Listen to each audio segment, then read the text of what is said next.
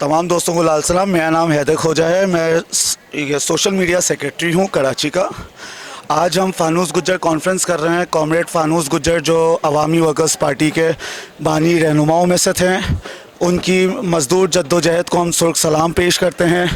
इसके अलावा जितनी जो इस वक्त तहरीकें चल रही है कराची में, मलीर एक्सप्रेस वे हो, आपके गुज्जर नाले का मामला हो, या फैक्ट्रियों का मामला हो, या माहीगीरों का मामला हो, या बलोचों का मामला हो, तमाम मामलात के ऊपर हम अपनी सियासी बसीरत और सियासी लाहे अमल के साथ जो हमारे दोस्तों ने काम किया है, हम उसके ऊपर बात करने के लिए जमा हुए हैं।